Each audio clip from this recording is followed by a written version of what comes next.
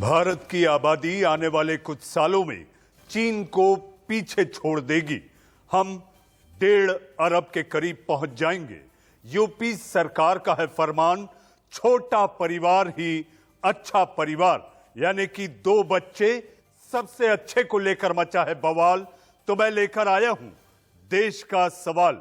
नमस्कार, मैं हूं मनीष अवस्थी, हाजिर हूं आपका अपना पसंदीदा डिबेट शो देश का सवाल लेकर।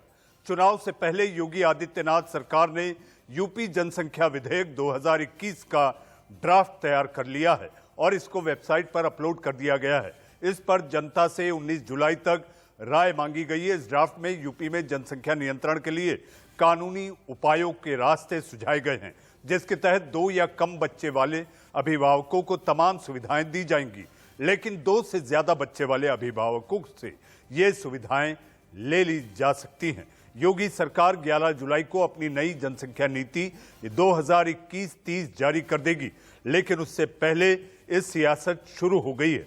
कांग्रेस ने इसे चुनावी एजेंडा बताया और धर्म के आधार पर बांटने की कोशिश करार दिया है। यूपी में जनसंख्या कंट्रोल से जुड़ी बड़ी खबर। जनसंख्या नियंत्रण पर यूपी विधि आयोग ने तैयार किया ड्राफ्ट। 2 से ज्यादा बच्चे हैं तो सरकारी नौकरी नहीं मिलेगी। स्थानीय निकाय चुनाव लड़ने पर रोक का प्रस्ताव 19 जुलाई तक राज्य की जनता से मांगी गई है राय। इंडिया न्यूज के पास ड्राफ्ट की एक्सक्लूसिव कॉपी। 2 बच्चों की पॉलिसी अपनाने पर मिलेंगे सरकारी लाभ। निर्माण घर खरीदने पर मिलेगा सॉफ्ट लोन। मैटरनिटी लीव पर मिलेगी 12 महीने की छुट्टी, पूरी सैलरी। इस वक्त की बड़ी खबर, यूपी सरकार का जनसंख्या नियंत्रण को लेकर बड़ा ऐलान। ड्राफ्ट की कॉपी इंडिया न्यूज के पास। यूपी में जनसंख्या कंट्रोल प्लान पर क्या कहना है सत्ता पक्ष का, ये आपको सुनवाते हैं।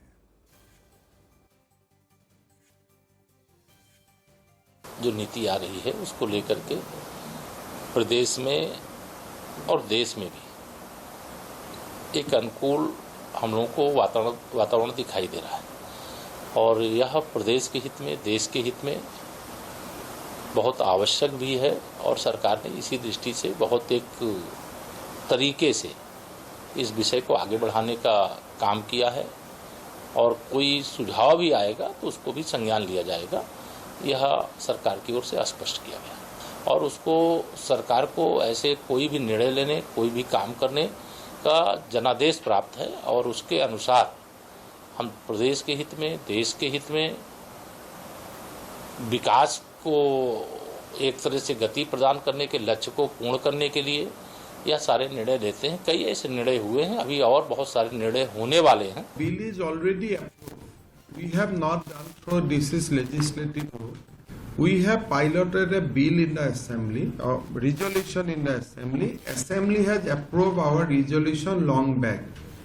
But unlike many other state government, we are distributing scheme in 3 ways. One is the basic scheme, which will be availed by everybody, irrespective of number of children, like Pradhan Mantri Awas Yojana. It will be for all. जी हाँ, सबसे पहले असम ने शुरुआत की थी। आप सुन रहे थे हेमंत बिस्व शर्मा को, असम के मुख्यमंत्री, जिन्होंने कहा था 2 बच्चे वाला कानून असम में जल्द आएगा। उसके बाद यूपी ने एक ड्राफ्ट तैयार किया और जिस ड्राफ्ट की जानकारी इंडिया न्यूज ने अभी आपको कुछ देर पहले दी। यूपी में जनसंख्या कानून को लेकर विश्व हिंदू परिषद का क्या कहना है, आपको ये भी सुनवा देते हैं। इस कानून के इस भाग से हमें संतोष है। जनसंख्या का जो विस्फोट हो रहा है और उसके जो परिणाम हो रहे हैं, उसमें से पूरे समाज में से ये सहमति बन रही है कि हमारी जनसंख्या को स्थिर करने का प्रयत्न किया जाना चाहिए। और इसलिए एक कपल के 2 ही बच्चे हों तो ठीक रहेगा। जो इस बात को मानेंगे उनको कुछ इंसेंटिव्स मिलना चाहिए, जो नहीं मानेंगे उनसे कुछ इंसेंटिव्स वापस लिया जाना चाहिए। यहां तक तो हम इस कानून से सहमत हैं। और उसमें यह भी लिखा है कि जिस परिवार में एक ही बच्चे का नॉर्म रहेगा उसको कुछ और अधिक लाभ मिलेंगे। मुझे लगता है कि इस विषय पर और विचार करना चाहिए। जी हां, जनसंख्या नियंत्रण बहाना है, कहीं यूपी चुनाव तो निशाना नहीं। इसी को लेकर मचा है बवाल, तो मैं लेकर आया हूं देश का सवाल। मेरे साथ इस पर बहस करने के लिए मेहमानों का पैनल है। पैनल में आपके टीवी स्क्रीन पर बीजेपी की प्रवक्ता अनिला सिंह जी हमारे साथ हैं।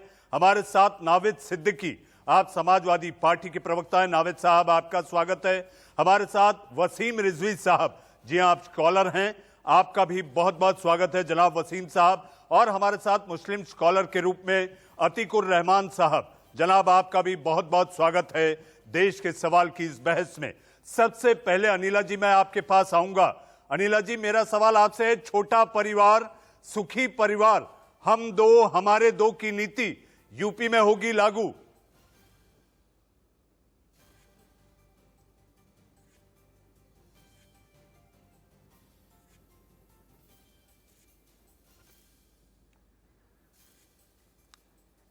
तकनीकी खराबी के कारण अनिला जी के पास हम नहीं पहुंच पा रहे हैं। वसीम रिजवी साहब, वसीम साहब, आपको मेरी आवाज आ रही है?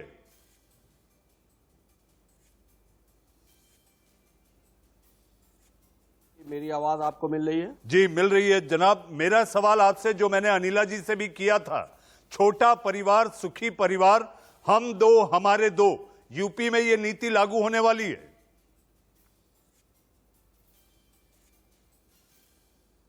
देखिए, ये बहुत अच्छी पहल है और जिस वक्त की जो योगी सरकार है उसने जिस तरह से इसका एक ड्राफ्ट तैयार किया है वो एक निष्पक्ष ड्राफ्ट है और इससे हमारे प्रदेश को, हमारे हिंदुस्तान को, हमारे भारत को एक मजबूती मिलेगी। क्योंकि जनसंख्या विस्फोट जो हो रहा है इस पर बहुत दिनों से चर्चा चल रही है, लेकिन चर्चा अमल में जब उत्तर प्रदेश में लाई जा रही है तो इसको सभी लोगों को कबूल करना चाहिए। इसको धर्म, जाति या विपक्ष जिस तरह से इसको टारगेट बना रहा है, ये अच्छी बात नहीं है। ये एक प्रदेश का सवाल है, हमारे देश की सुरक्षा से जुड़ा मामला है, हमारी देश की जनसंख्या को कंट्रोल करने का मामला है। लिहाजा इसमें राजनीति, मैं समझता हूं, ना तो धार्मिक राजनीति होनी चाहिए ना कोई पॉलिटिकल राजनीति होनी चाहिए।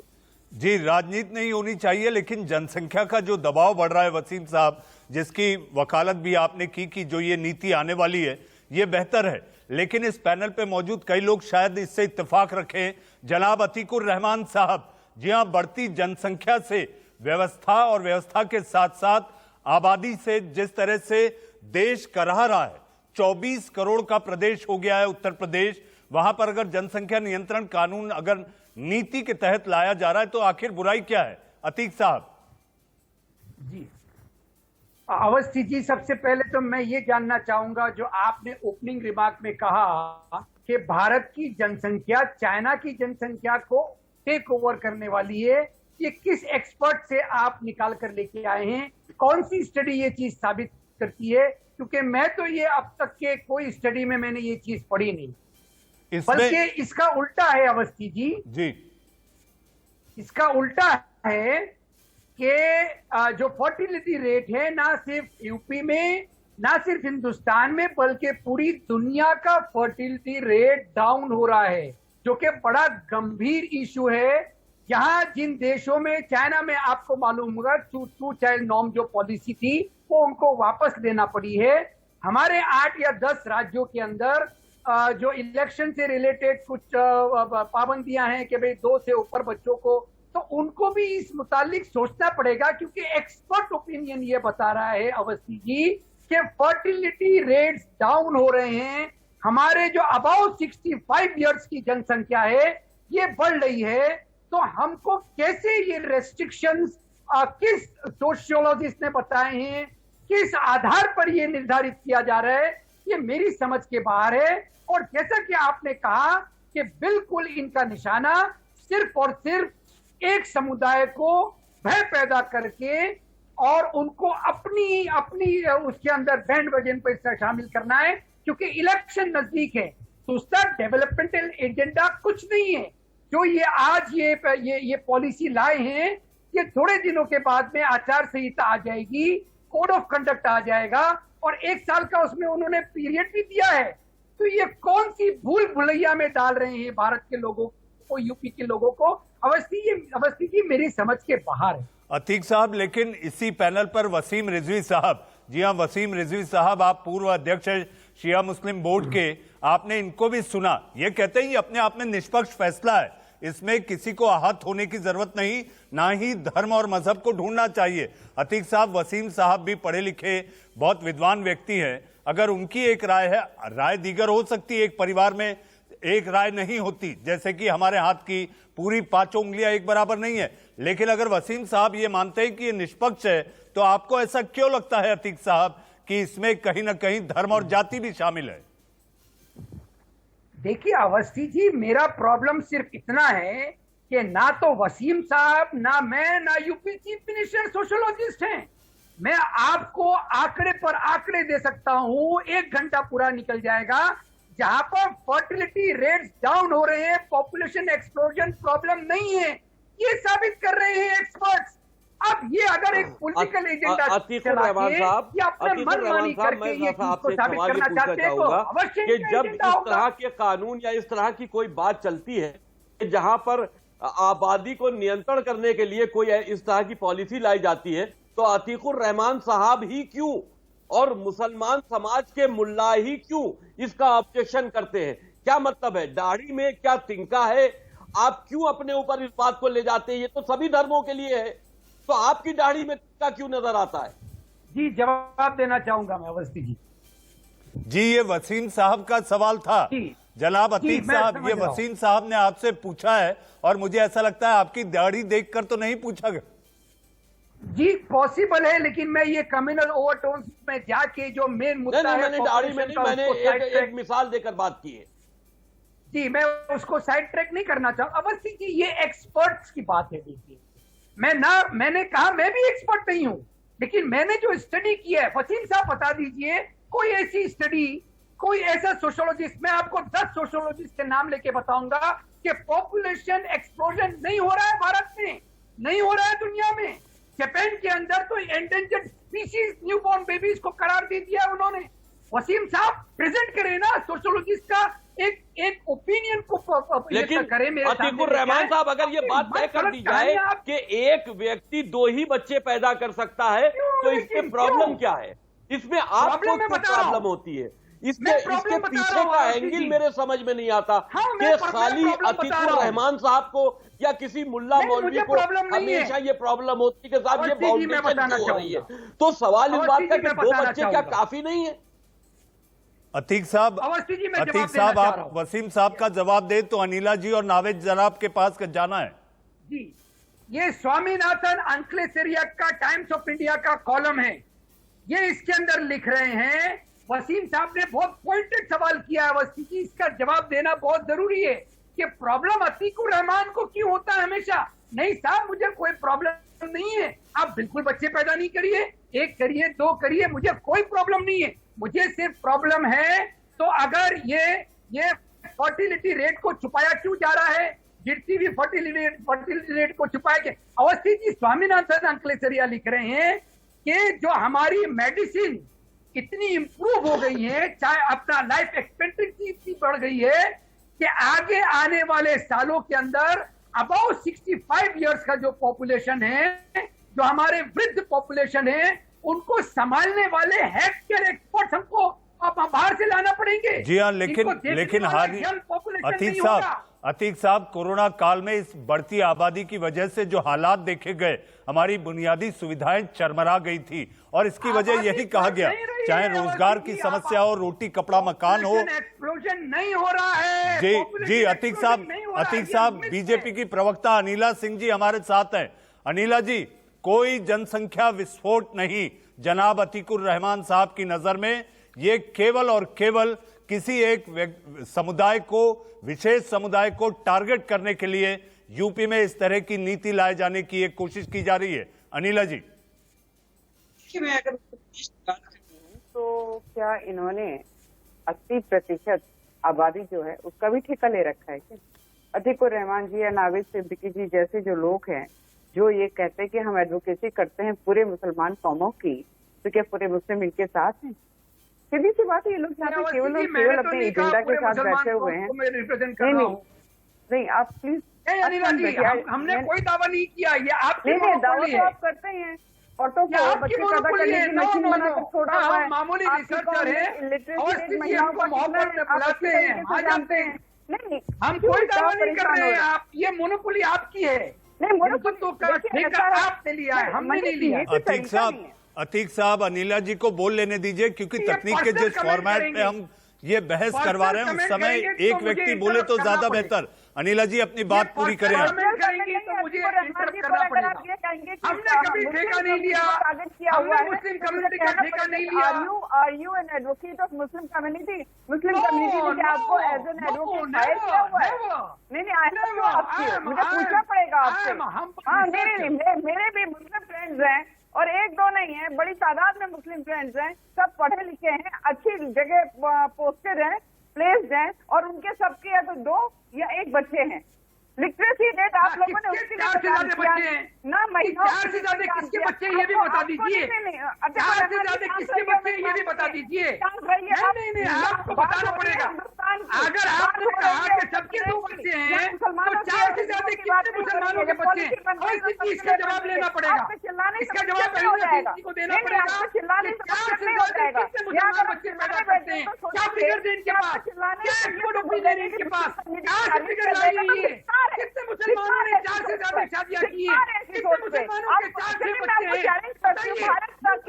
यूपी बिहार के अंदर हिंदू मुसलमान सबसे ज्यादा बच्चे पैदा होते हैं।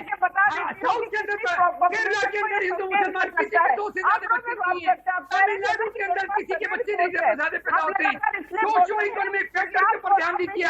बैठे हुए हैं, पता नहीं कौन कौन आप लोगों को एजेंडा लेकर भेजता है यहाँ टीवी पैनल पे कि जो बोलो RSS ने भेजा है ना आपको।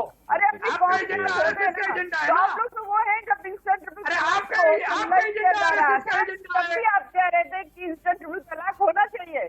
औरतों के विषय में तो सोचना ही नहीं है, राष्ट्र के विषय में ये तो भी सोचना गलत ही कर रही है। पर्सनल एजेंडा खुद चलाकर यहाँ पर इंस्टेंट बैठना है। तलाक को बैन किया है। एजेंडा अल्लाह ने चलाने खुद वालों के लिए यहाँ पर कोई जगह नहीं तलाक को बैन है। किया है। पर्सनल एजेंडा हमने चलाने आर्टिकल वालों पे के ये लिए कहा है। कोई जगह नहीं है। ये दूसरे के मुंह में वो डालना चाहती है। की जरूरत है, दूसरे के मुंह में ये घुसना चाहती है अपने अल्फाज। आजादी चाहती है, जनसंख्या के ऊपर नीति आए। तो उत्तर प्रदेश की जो आबादी चाहती है, ये दायित्व होता है एक्सपोर्ट ओपिनियन लेके आई है ना कि जो एक मेजॉरिटी किस बिना पे पॉलिसी बना रहे हैं आप? ऊपर उसका अमल क्या करें। एक्सपोर्ट ओपिनियन है आपके पास? तो क्या एक्सपोर्ट फिगर है आपके पास? मेजॉरिटी पॉपुलेशन है, जो उनकी चाहत है उसको अमल करते हुए पॉपुलेशन के ऊपर नीति लेकर आ रहे हैं, और बहुत अच्छे टर्म्स हैं। अनिला जी, अनिला सिंह जी, अतीकुर रहमान साहब, जनाब नावेद सिद्दीकी साहब, मैं ब्रेक के बाद आपके पास आऊंगा। वसीम रिजवी साहब, देश का सवाल जारी है। जी हाँ, अतीकुर रहमान साहब ने मुझसे एक सवाल पूछा था कि आखिर ये आंकड़े आए कहां से कि भारत की आबादी चीन से आगे कुछ सालों में निकल जाएगी। जी हाँ, मैं ये बताना चाहता हूं कि सर्वोच्च अदालत में एक पूरा रिसर्च दिया गया है जिसके तहत भारत का क्षेत्रफल केवल 50 करोड़ लोगों के लिए है, और इस वक्त हम 135 करोड़ को पार कर चुके हैं। अब वक्त है एक छोटे से ब्रेक का। ब्रेक के बाद आएंगे और आपको बताएंगे रूस, चीन और अमेरिका का क्षेत्रफल और वहां की जनसंख्या। तो भारत की जनसंख्या को क्यों ना कहा जाए कि जनसंख्या विस्फोट देश में जारी है। अब वक्त है एक छोटे से ब्रेक का। ब्रेक के बाद देश का सवाल में फिर एक बार आप सबका स्वागत है। हमारे साथ मेहमान के रूप में वसीम रिजवी साहब, अनिला सिंह जी, अतीकुर रहमान साहब और नावेद सिद्दीकी साहब। आप समाजवादी के प्रवक्ता हैं। जनाब, गुस्ताखी के साथ, चूंकि ब्रेक के पहले मैं आपके पास नहीं आ पाया था, सबसे पहला सवाल ब्रेक के बाद आप ही से। नावेद साहब, सवाल यह है कि यह नीति या कानून जो सरकार सोच रही है, जो आने वाला है यूपी में, यह किसी धर्म या जाति विशेष के खिलाफ नहीं, तो हो हल्ला क्यों?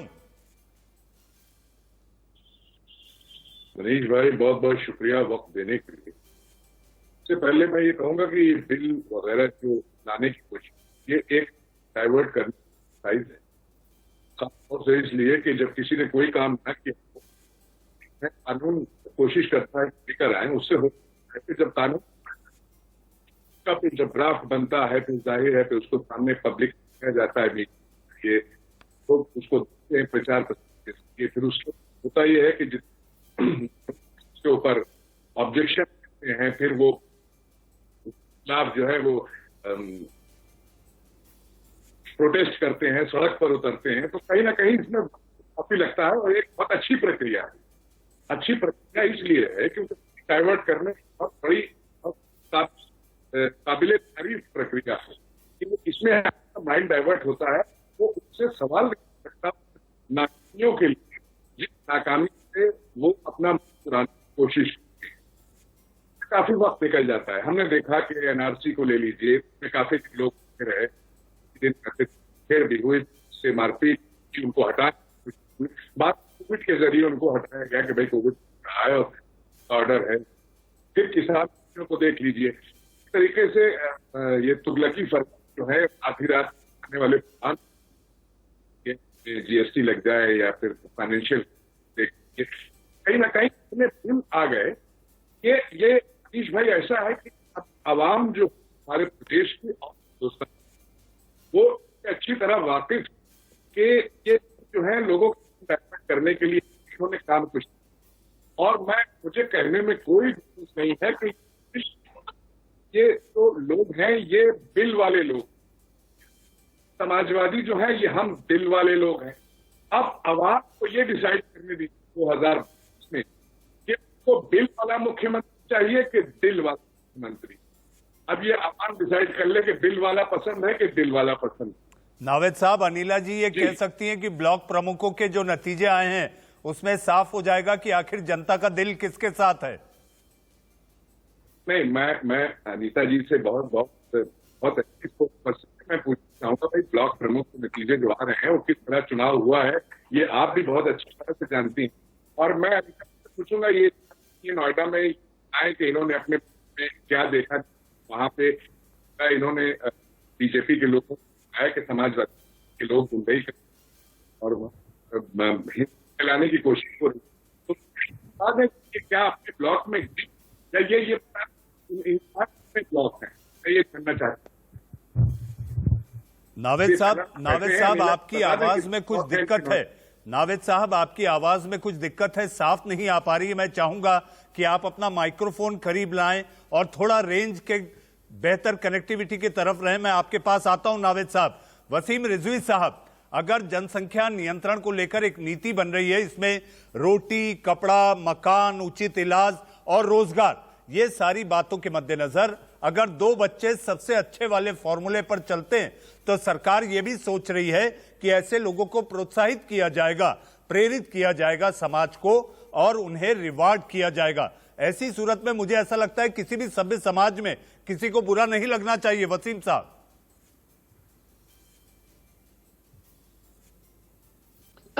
देखिए, बिल्कुल बुरा नहीं लगना चाहिए, लेकिन कुछ मजबूरियां हैं और वो मजबूरियां सियासी पार्टियों की भी हैं और मुस्लिम रहनुमाओं की भी हैं। सियासी पार्टियां जैसे नावेद साहब हैं, समाजवादी पार्टी है या कांग्रेस है या जो विपक्ष में बैठी हुई पार्टियां हैं, वो मौजूदा सरकार को मुस्लिम विरोधी बताकर मुस्लिम वोट बैंक को अपनी तरफ ले जाने में या रुझाने में लगे रहते हैं और ये समझाने की कोशिश करते हैं कि वो मुसलमानों के हितैषी हैं और वो चाहे वो फिर मुसलमान आग लगा दें या मुसलमान किसी भी तरह का टेररिस्ट एक्टिविटीज करें, उनको इस सब से कोई मतलब नहीं है। उनको सिर्फ मुसलमानों का वोट चाहिए है, वो भी भारतीय जनता पार्टी के खिलाफ चाहिए। अब आ जाइए मजबूरी मुल्लाओं की या मुस्लिम राजनीति करने वाले उन ठेकेदारों की जो कि कहीं ना कहीं विदेश के इशारे पर काम कर रहे हैं, तो उनकी मजबूरी यह है कि वो चाहते हैं कि मुसलमानों की जनसंख्या बढ़ती रहे, क्योंकि उनको सियासत से कोई मतलब नहीं है। चाहे हुकूमत किसी की भी रहे, वो अपना काम अंदरूनी चालू रखते हैं। तो उनको ये उनका एक मिशन है कि हम हिंदुस्तान में मुसलमानों की एक आबादी इतनी बढ़ा दें कि हम कहीं ना कहीं हिंदुओं के करीब आ जाएं या इतनी इस कैपेसिटी में आ जाएं कि हिंदुस्तान का एक हिस्सा मुसलमानों के नाम पर एक पाकिस्तान और बना ले। ये कई मिशन इस तरह के चल रहे हैं। तो इसीलिए जब कभी भी एनआरसी, सीएए या ये जन नियंत्रण कानून की बात आती है, जिस तरह से कंट्रोल करने की बात आती है, तो सिर्फ दो ही लोगों को तकलीफ होती है। अगर आम जनता से आप बात करें तो उनको कोई परेशानी नहीं है। सिर्फ दो सोच जो हिंदुस्तान को बांटना चाहती है उनको तकलीफ है, और वो सोच जो भारतीय जनता पार्टी के अगेंस्ट में मुस्लिम वोट बैंक की राजनीति कर रहे हैं उनको तकलीफ है। जी हाँ, हमारे साथ वसीम साहब, हमारे साथ जनाब अतीकुर रहमान साहब हैं, इनको भी तकलीफ है और इनके भी अपने कुछ सवाल हैं। अतीक साहब, जहां तक आपने आंकड़ों की बात की थी तो ये आंकड़े सर्वोच्च अदालत में दिए गए हैं। मैं आपको बताना चाहूंगा, भारत के क्षेत्रफल के मुताबिक हमारी जनसंख्या 50 करोड़। रूस की बात की जाए तो क्षेत्रफल भारत से 5 गुना ज्यादा, 15 करोड़ की जनसंख्या। बात की जाए चीन की 3 गुना क्षेत्रफल ज्यादा और 144 करोड़ की जनसंख्या। जनाब अतीकुर रहमान साहब, अगर ये सारी दिक्कतें जो देखी गई हाल के कोरोना काल में, अगर हमारी जनसंख्या बढ़ती जा रही है और हम ये सारी सुविधाएं, बुनियादी सुविधाएं अगर नहीं दे पा रहे हैं और ऐसी सूरत में कोई पहल हो रही है जो कि कॉन्करेंट लिस्ट के तहत आता है, अतीक साहब मैं भी जानता हूं आप पढ़ लिख कर बैठे हैं, कॉन्करेंट लिस्ट के तहत आता है कि राज्य या केंद्र सरकार ये कानून ला सकती है। सर्वोच्च अदालत में इसकी सुनवाई चल रही है। ऐसे में ये हो हल्ला या बवाल, आपको नहीं लगता अतीक साहब सरकार की नीति के तहत केवल बवाल खड़ा करना ही एक सोच और साजिश के तहत ये सारी बातें रखी जाती है? जी अवस्थी जी, ये जो सरकार जो भी नीति लाना चाह रही है, सबसे पहले जैसा मैंने बताया कि ये इसमें लागू करने की तिथि बता दी है 1 साल के बाद में, कुछ हफ्तों के बाद में आचार संहिता लागू हो जाएगी। तो ये मतलब किस तरह की विडंबना क्रिएट कर रहे हैं, किस तरह के फोर्थ फिगर्स क्रिएट कर रहे हैं, ये मेरी समझ तो 4 हफ्ते के बाद में आपको भी खुद समझ में आएगा। वसीम जी साहब की मैं एक बात का जवाब देना चाहूंगा। इन्होंने कई इल्जाम लगाए, उसमें एक मुख्य इल्जाम जो आरएसएस हमेशा से मुसलमानों पे लगाता रहा है वो ये कि मुसलमानों की कोशिश ये है कि वो 4 शादियां करें और जनसंख्या बढ़ाएं ताकि वो मुसलमान अपना हिंदुओं के बराबर आ जाए या उनको टेक ओवर करें, और दूसरा पार्टीशन डिमांड करें। या कुछ आरएसएस के लोग तो कहते हैं कि हिंदुस्तान को अपना एक बिल्कुल मुसलमान मुल्क बना दे। तो मेरे पास जो आंकड़े हैं अवस्थी जी, उसके हिसाब से सोशोलॉजिस्ट ये कहते हैं कि आज से 10 साल पहले भी, आज से 20 साल पहले भी जो हिंदू पॉपुलेशन रेट और Muslim population rate Atiqur Rahman साहब, ये बात जो आप इल्जामात लगाकर बात कर रहे हैं, किसी भी संगठन के ऊपर बात कर रहे हैं, अगर के आप ही देखिए सवाल आपके ऊपर इसलिए हो जाता है अतीकुर रहमान साहब, किस तकलीफ आपको ही क्यों होती है?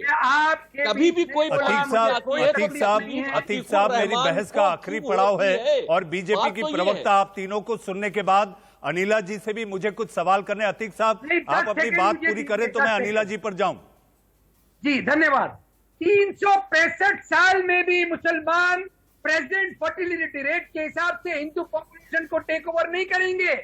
ये कान खोल के सुन लीजिए वसीम साहब, ये आरएसएस की चाटुकरिता छोड़ दीजिए, आप जरा फैक्ट्स एंड फिगर्स के साथ बात किया करिए। 2 बच्चों पर मुतमईन रहिए, अरे 2 बच्चे से ज्यादा का नाम बताइए, इसको हिंदू मुसलमान में क्यों ले जाते हैं? आपकी मुसलमान का नाम बताइए किसके 2 से ज्यादा बच्चे, एक मुसलमान का नाम, एक मुसलमान का नाम जिसकी 4 बीवियां हैं, एक मुसलमान का नाम जिसके 2 से ज्यादा बच्चे। बताइए, हिम्मत है तो बताइए, हिम्मत है तो बताइए, हिम्मत है तो बताइए। जनाब अतीकुर साहब, वसीम साहब, अनिला जी मेरा सवाल आपसे, विपक्ष के मन में ये डर है, अनिला जी विपक्ष के मन में ये डर है, जनाब अतीकुर रहमान, नावेद सिद्दीकी साहब को भी आपने सुना, विपक्ष के मन में डर है कि भारत ने परिवार नियोजन का एक खौफनाक चेहरा देखा है। जी हां, मैं आपको वो काल याद दिला रहा हूं, वो काल था संजय गांधी के दौर का। उस बात को लेकर अल्पसंख्यकों में डर है अनिला जी, इस डर को आपको दूर करना होगा। नहीं मनीष जी, मेरे साथ तो आपके शो में बहुत ज्यादती हुई। ये बहुत ही एक सीरियस टॉपिक था जिसके ऊपर मैं पॉइंटर्स भी बताना चाह रही थी, सरकार की सोच और नीति के ऊपर भी बताना चाह रही थी, पर अतीकुर रहमान जी जो है लगातार मेरे बीच में बोलते रहे और मैं अपने पॉइंट को नहीं रखा। आपने पर्सनल कमेंट किए। अतीक साहब आग्रह अनिला जी को बोलने दिया जाए। बीजेपी की प्रवक्ता है, सरकार की प्रवक्ता है, सुनना जरूरी है। इनकी गलती नहीं है नहीं, गजवाए हिंद के एक सिपाही ये भी बैठे हुए हैं, गजवाए देखिए, हिंद के सिपाही ये भी बैठे हुए हैं। अनिला जी, अनिला जी आज अनिला जी गुस्साए ना आप, अनिला जी गुस्साए ना आप, जवाब दें अनिला जी। देश आपको सुन रहा है, देश सुनना चाहता है। यहाँ पर अपना एजेंडा मत चलाइए, एजेंडा मत। जनाब अतीक साहब, अतीक साहब, अतीक साहब आप सुलझे हुए संजीदा व्यक्ति हैं। अतीक साहब आप सुलझे हुए संजीदा शालीन व्यक्तित्व है आपका। अनिला जी को बोलने दीजिए। इनका माइक कराइए, इनका माइक डाउन कराइए, एजेंडा लेकर बैठे हुए स्पॉन्सर्ड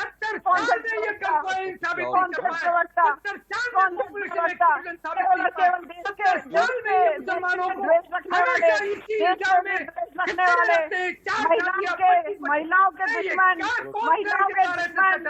आप जैसे एजेंडा लेकर भेजे जाते हैं। कौन है आपका स्पॉन्सर, ये भी बता दीजिए। हमें नहीं पता 9% मदद करी आप लोगों ने। बिल्कुल आप लोगों का एजेंडा ही है देश जाए, बर्बाद हो जाए। आप लोगों को अपना एजेंडा चलाना है। अतीक साहब, अतीक साहब, अतीक साहब, अनिला जी लास्ट कमेंट, आप अपना कमेंट दीजिए। अतीक साहब, अतीक साहब, करना था मनीष जी, इस तरीके कराने के लिए बैठा हुआ है क्या? अनिला जी आप अपनी बात पूरी करें। नहीं, क्या मैं बात पूरी करूँ? आप इन्हीं से बुलवा लीजिए मनीष जी, ये कोई तरीका नहीं होता है। ये योगी आदित्यनाथ जी ने एक इतना इम्पोर्टेंट फैसला यहाँ पर लिया है, पूरे प्रदेश के हित के लिए एक फैसला यहाँ पे लिया हुआ है, जिसके विषय में हमें डिस्कशन करना चाहिए। ये 2 टके की बातें कर करके पूरा डिरेल करते रहे, क्योंकि इनको पसंद नहीं है, जो स्पॉन्सर करना चाहते हैं उनको पसंद नहीं है। एक्शन फिगर देखिए बेटा करिए यहाँ पर उनकी पार्टी की स्पोक्सपर्सन है आप। जनाब अतीक साहब, जनाब अतीक साहब, अतीक साहब आपसे ये उम्मीद नहीं है। आपको मैं हमेशा बड़ा संजीदा और शालीन व्यक्तित्व का व्यक्ति मानता रहा हूँ। अगर कोई महिला पैनल पर बोल रही है, उनको अपने विचार रखने दिए जाने चाहिए। अतीक साहब, जिस तरह मैंने आपको और अनिला सिंह और वसीम रिजवी, नावेद सिद्दीकी ने आपको बोलने दिया, जब आप कह रहे थे कोई नहीं रोक टोक रहा था, तो आपको अतीक साहब ये सोचना चाहिए, सारा देश आपको देख और सुन रहा है। अनिला जी आखिरी कमेंट आप दीजिए, मुझे बहस समेटनी है। वो देखेंगे ना कि कितना ये कान बढ़ा रहे हैं, कितनी गाली दे रहे हैं योगी जी को, कितनी गाली दे रहे हैं मोदी जी को, कितनी गाली दे रहे हैं आरएसएस को। ये एजेंडा लेकर बैठते हैं, और बात यहाँ पर जब होती है, प्रदेश की बात जब होती है राज्य की, तो भारतीय जनता पार्टी यहाँ अपीजमेंट पॉलिटिक्स के लिए नहीं बैठी हुई है। मेरे भारत में केवल और केवल 40 करोड़ की आबादी होनी चाहिए थी, कांग्रेस की साजिश तो आप जैसे लोगों के साथ मिलकर करी, आज 140 करोड़ पे पहुंच गए हैं। हमें अच्छी तरीके से पता है कि जो हमारे रिसोर्सेज है वो डिप्लीट होते जा रहे हैं। जी अनिला जी, आने वाली पीढ़ियों के लिए क्या छोड़ेंगे? जी अनिला जी, आगे आने वाली पीढ़ियों के लिए क्या छोड़ेंगे, यही चिंता है। और इसी को लेकर मुझे ऐसा लगता है चित्रकूट की चिंतन बैठक में ये भी एक विषय जरूर आएगा। अनिला सिंह जी, वसीम रिजवी साहब, अतीकुर रहमान साहब और नावेद सिद्दीकी आप जुड़े, आप सभी का बहुत बहुत धन्यवाद। लेकिन जाते जाते मैं इतना कहना चाहूंगा, जाति और मजहब के थोक वोट पर आधारित सियासत को सोचना जरूरी है। देश का सवाल में आज के लिए बस इतना ही। अब वक्त है एक छोटे से ब्रेक का।